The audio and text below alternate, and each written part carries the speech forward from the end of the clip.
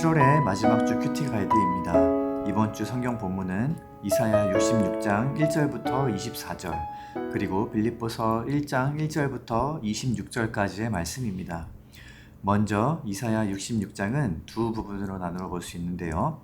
1절부터 14절까지는 하나님께서 기뻐하시는 제사와 하나님의 위로, 15절부터 24절까지는 인생의 목적에 대해서 말씀합니다. 먼저 첫 번째 부분을 살펴보겠습니다. 이스라엘 백성들은 하나님과의 관계를 중요시했기 때문에 성전 제거는 아주 중요한 문제였습니다. 성전은 하나님의 임재와 영광의 상징이었기 때문입니다. 그리고 이스라엘 백성들은 예루살렘 성전을 지으면 하나님께서 성전에서 안식하실 것이라고 생각했습니다. 하나님께서 쉬실 곳을 손수 마련해 드린다고 여긴 것이죠. 그런데 본문 1절에서 성전의 의미에 대해 하나님께서 문제를 제기하십니다. 여호와께서 이와 같이 말씀하시되 하늘은 나의 보좌요 땅은 나의 발판이니 너희가 나를 위하여 무슨 집을 지으랴 내가 안식할 처소가 어디랴. 하나님은 시간과 공간의 창조주이신데 이스라엘의 성전 중심 신학은 점점 형식적인 것이 되어버렸습니다. 여전히 예배의 대상보다는 예배 장소에 집착하는 모습입니다. 이에 하나님께서 2절 말씀을 통해 무엇이 참된 예배인지 짚어주시는데요. 하나님께서 원하시는 것은 성전이라는 건물 그 이상이라는 것입니다. 2절 말씀처럼 하나님이 원하시는 참된 예배자는 마음이 가난하고 심령에 통회하는 자입니다. 시편 51편 17절에서 다윗은 하나님께서 구하시는 제사는 상한 심령이라 하나님이여 상하고 통회하는 마음을 주께서 멸시하지 아니하시리이다 라고 고백하였습니다. 우리는 건물과 제사를 통해서 하나님과 관계를 맺고자 하지만 하나님께서는 그 마음 중심, 즉 심령의 가난함을 주목하여 보십니다.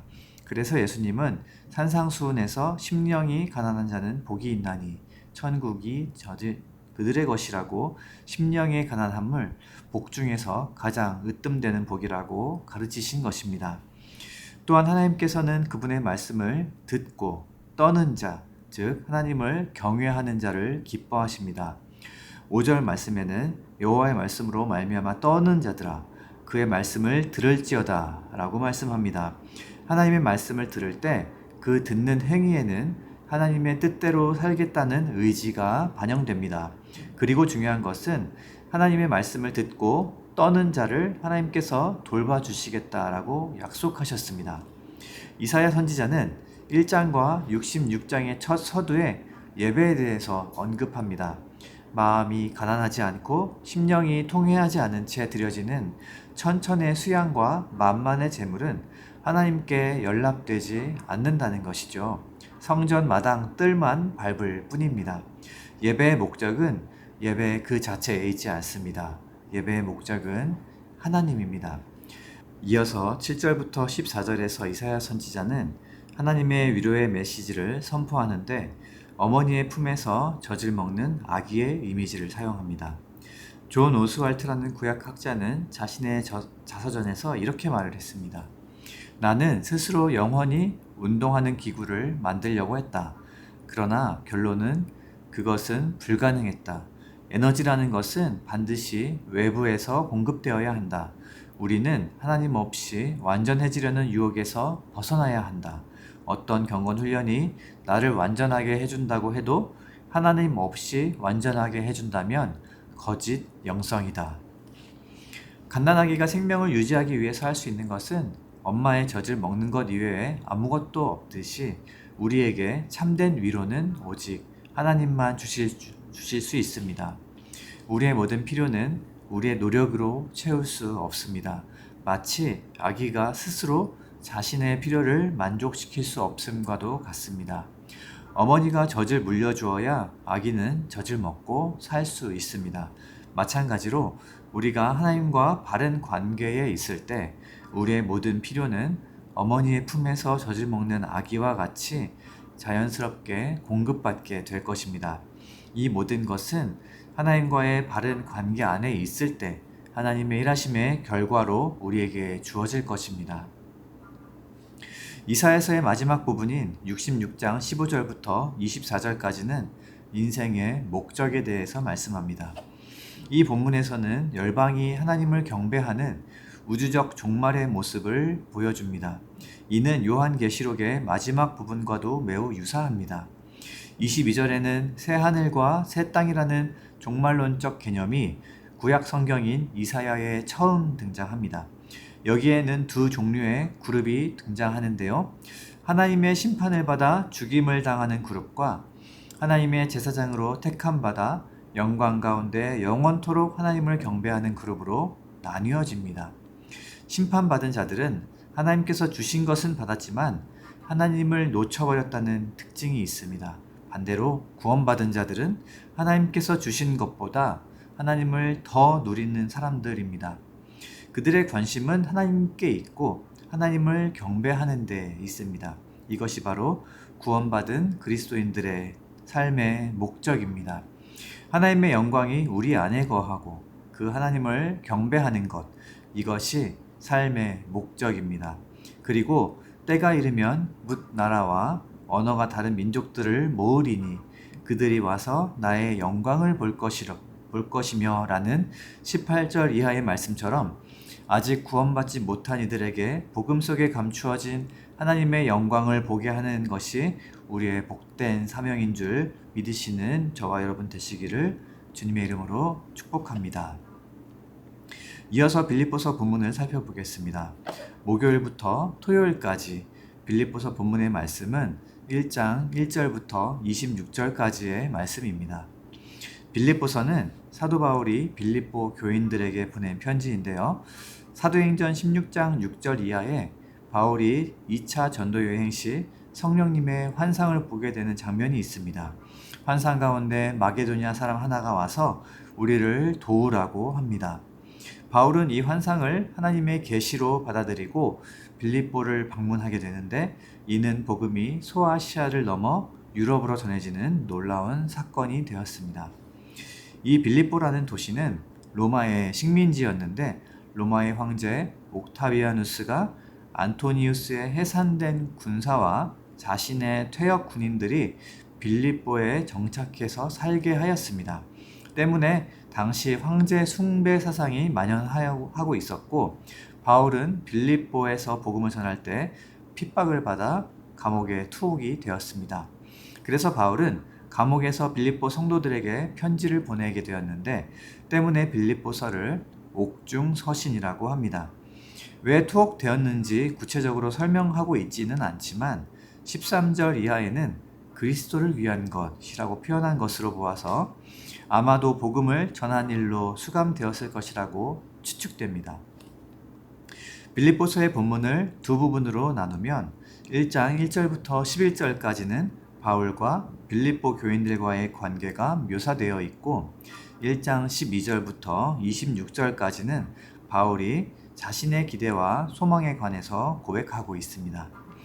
먼저 본문 1장 1절부터 11절까지는 바울과 빌립보 교인들의 각별한 관계가 묘사되었는데요. 빌립보서 곳곳에는 감사와 기쁨이라는 단어가 아주 빈번하게 등장하는데 그래서 빌립보서를 기쁨의 서신이라고 부르기도 합니다. 편지의 내용을 통해 빌립보 교인들이 사도 바울의 복음 전도 사역을 대단히 헌신적으로 도와주었다는 것을 우리는 알 수 있습니다. 다른 서신서에서 바울은 교회들에게 가능하면 도움을 청하려고 하지 않습니다. 그런데 빌립보 교인들에게는 기꺼이 도움을 받는 모습을 보게 됩니다. 3절에서 6절에 바울은 빌립보 성도들과의 관계를 회상하며 성도들에 대한 고마움과 하나님께 대한 감사를 같이 표현하고 있습니다. 여기에서 보는 바울과 성도들과의 관계는 양자 관계가 아니라 그 중심에 하나님이 계신 삼자 관계임을 알 수 있습니다. 모든 성도들의 관계는 양자 관계가 아니라 삼자 관계입니다. 그리고 본문의 바울은 재판을 받기 위해 기다리고 있는데 바울은 낙담하지 않고 빌립보 교인들을 생각하며 감사하는 모습이 놀랍습니다. 바울은 자신이 갇힌 자들 중에 있는 중에도 성도들을 떠올리며 하나님께 감사하고 기도로 간구합니다. 빌립보서의 첫 부분은 성도의 교제가 어떠해야 한다는 것을 우리에게 가르쳐 주고 있는데요. 그것은 성도의 교제 중심에는 하나님을 모시고 기도하는 중에 서로를 기억하며 중보하는 것입니다. 교제라는 단어의 헬라어 원어는 코이노니아인데 이는 협력자 또는 고통을 함께하는 자라는 의미를 가지고 있습니다. 성령 안에서 코이노니아, 즉 성도의 교제는 함께 복음을 위한 일에 참여하는 것뿐만 아니라 성도들을 떠올리며 감사하고 기도와 간구로 하나님 앞에 중보하는 것입니다. 이어서 본문 1장 12절에서 26절을 살펴보겠습니다. 본문에서 바울은 자신이 투옥된 이유를 설명하고 있는데 로마 정부와 시위대는 바울의 복음 전도에 큰 위협을 느꼈고 바울의 복음을 단순히 무시할 수만은 없었기 때문에 구금시켰던 것으로 보입니다. 그러나 13절에서 바울은 나의 매임이 그리스도 안에서 모든 시위대와 안과 모든 사람에게 나타났으며 그 일이 복음 전파에 오히려 진전이 되었다고 말합니다.